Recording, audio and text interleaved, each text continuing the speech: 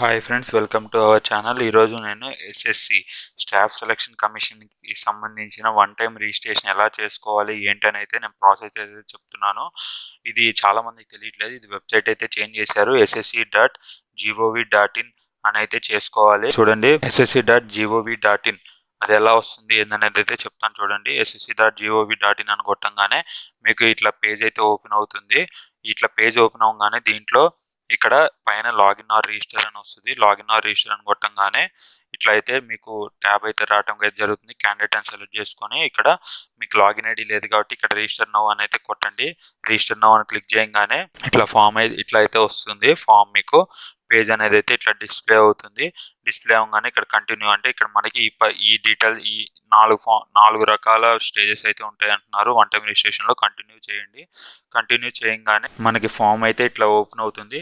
ఇక్కడ చూడండి, ఫస్ట్ పాయింట్లో do you have Aadhaar card అని వస్తుంది. ఎస్ అని నొక్కండి. ఎస్ అని నొక్కితే ఆధార్ కార్డ్ నెంబర్ అయితే అడుగుతుంది. ఆధార్ కార్డ్ నెంబర్ కొట్టండి. తర్వాత వెరిఫై ఆధార్ కార్డ్ నెంబర్ మళ్ళీ టైప్ అయితే చేయండి. నెక్స్ట్ వచ్చేసరికి candidate name as per 10th class అని అయితే అడుగుతుంది. క్యాండిడేట్ నేమ్ అయితే టైప్ చేయండి. 10th క్లాస్ మెమో లాంగ్ మెమోలో ఎలా అయితే ఉందో అలానే టైప్ చేయండి. అలానే మళ్ళీ పైన ఎలా టైప్ చేస్తారో అలానే ఇక్కడ కూడా టైప్ చేయండి. Verify candidate name same type చేయాలి.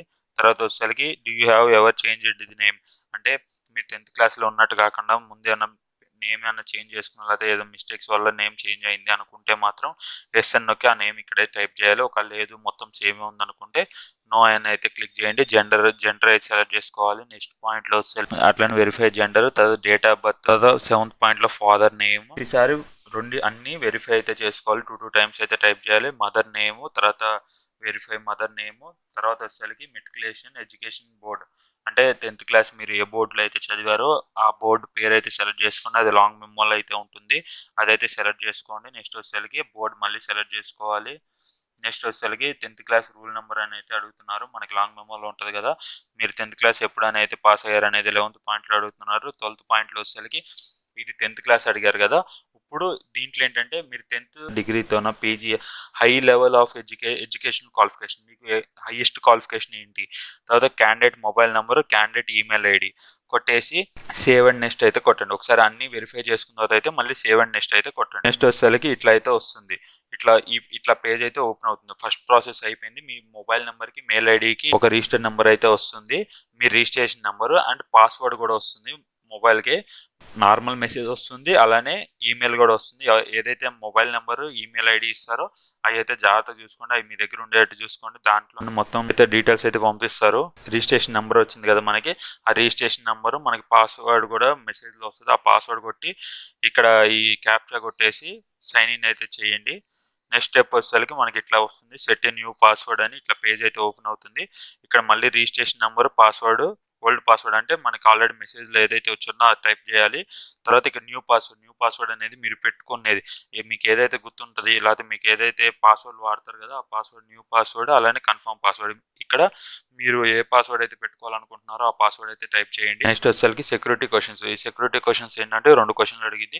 దాంట్లో కొన్ని క్వశ్చన్స్ ఇస్తుంది అనమాట. దానికి మీకు ఏ క్వశ్చన్లు అయితే గుర్తుంటాయో ఆ క్వశ్చన్స్కి అక్కడ ఆన్సర్ ఇచ్చేయండి. అది ఏ ఆన్సర్ అయినా ఇచ్చుకోవచ్చు. ఏంటంటే మీరు ఎప్పుడైనా లాగిన్ ఐడీలో మర్చిపోయినప్పుడు ఈ సెక్యూరిటీ క్వశ్చన్ ద్వారా కూడా ఈ లాగిన్ ఐడి మళ్ళీ రిటర్న్ తెచ్చుకోవడానికి అయితే యూజ్ అవుతున్నాయి. సో ఇదైతే ఏ ఆన్సర్లు ఏం పెడతారు అనేది ఒకసారి చూసి అయితే పెట్టుకోండి. నెక్స్ట్ వచ్చేసరికి మీరు పాస్వర్డ్ అంతా సెట్ చేసిన తర్వాత ఇట్లా అయితే వస్తుంది. మీకు ఇట్లా వచ్చిన తర్వాత మళ్ళీ ఈ రిజిస్ట్రేషన్ నెంబర్, పాస్వర్డ్ కొట్టి లాగిన్ అయిపోవచ్చు. లాగిన్ అయిపోగానే అడిషనల్ డీటెయిల్స్ అయితే అడుగుతుంది. Category, verify category is nothing but A caste, nationality, అలానే ఐడెంటిఫికేషన్ మార్క్స్ అంటే పుట్టుమచ్చలు అనమాట.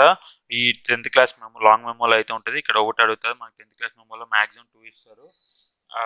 ఈ పుట్టుమచ్చలు ఏంటంటే చాలా మంది ఎక్కడ ఉన్నా అవి పెట్టేస్తూ ఉంటారు. కాదు, మనకి బయట చూపించుకోగలిగినాయి అంటే చేతుల పైన కానీ, మెడ పైన కానీ, కాళ్ళ పైన కానీ అలా ఎక్కడైనా డౌట్ వచ్చి అడిగినప్పుడు చూపించుకోవడానికి అయితే ఉన్నట్టయితే చూడండి, అవి అయితే పెట్టండి. నెక్స్ట్ ఇక్కడ ఫిజికల్ హ్యాండిక్రాఫ్ట్ వాళ్ళు ఉంటే ఎస్ అని నొక్కండి, లేకపోతే నో అని నొక్కండి.